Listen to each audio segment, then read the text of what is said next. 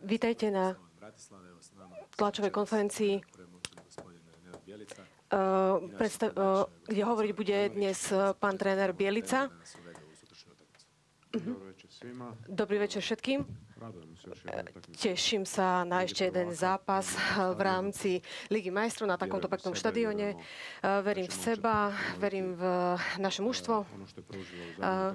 Verím tomu, že ukáže to isté, čo ukázala aj v Salzburgu. Vlastne bojujeme proti superovi, ktorého kvality poznáme, ale veríme v naše schopnosti, naše kvality, naše možnosti.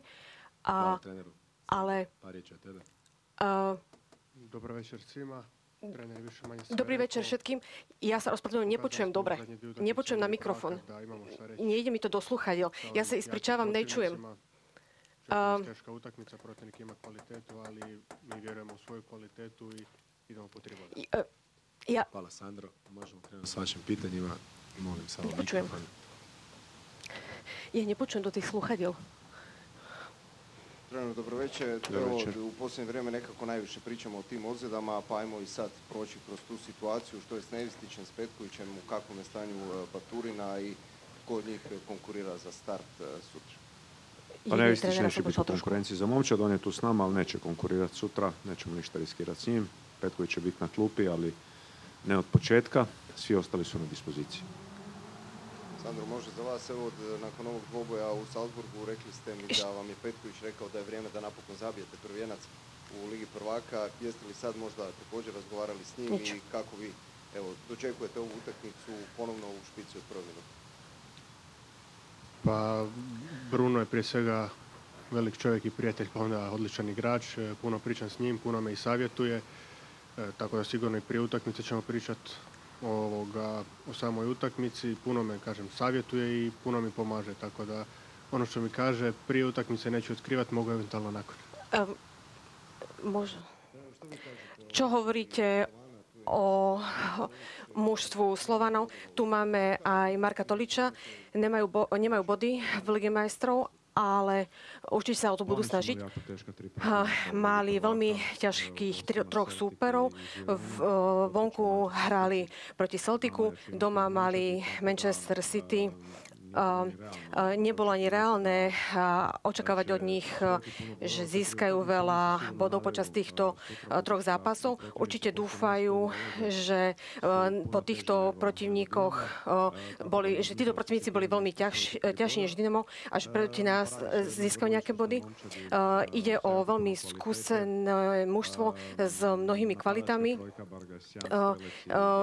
Strelec, Tolič a ďalší v trojke útočníkov sú veľmi dobrí, sú veľmi podkutí.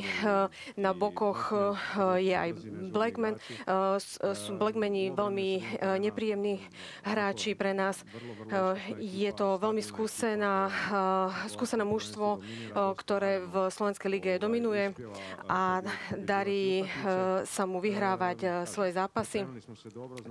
Pripravili sme sa dobre, vieme všetko o superovi, rovnako ako oni vedia o nás, vieme o ich kvalitách a tak, ako som povedal na začiatku, verím v seba, verím v naše mužstvo a verím, že získame body.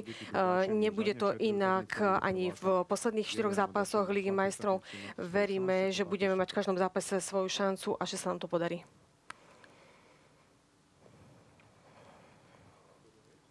Dobrý večer pre Sandra. Ešte len začiatok novembra a už 12 gólov v tejto sezóne. Ako ste s týmto spokojní?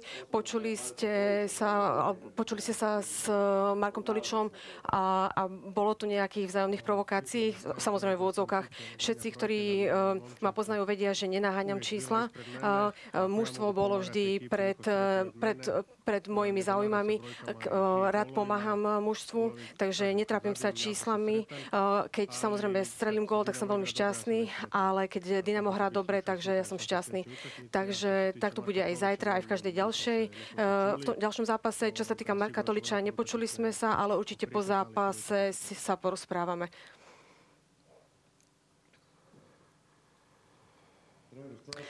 Pán tréner, hovorí sa, že Dynamo má zajtra prvú mečloptu. Máme vlastne 5 ďalších zápasov, ktoré nám ešte ostali v Liga majstrov. Zajtra je prvá z nich. Hovorím, že to budeme chcieť v posledných 4. Každá nasledujúca je mečlopta. Na zajtrajšiu sme sa dobre pripravili. Relatívne máme takmer celé mužstvo k dispozície. Takže v tomto máme výhodu. Veríme v samých seba a uvidíme, čo nám zápas donesie.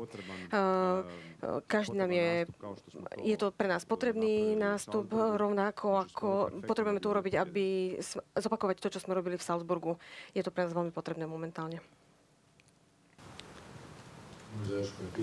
Je to ešte nejaká otázka?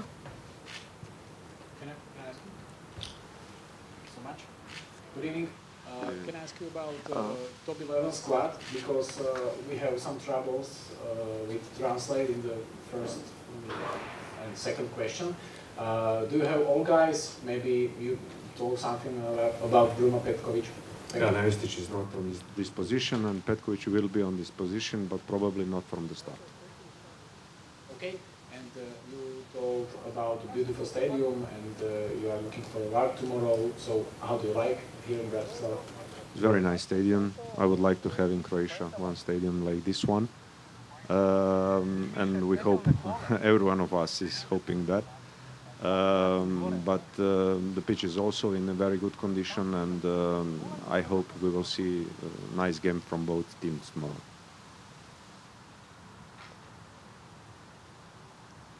Ako je to sve, tréning počne o 6:45, prvých 15 tréning minút začína o 18:45 a prvých 15 minút je otvorených vlastne pre verejnosť. Ďakujem veľmi pekne, dovidenia.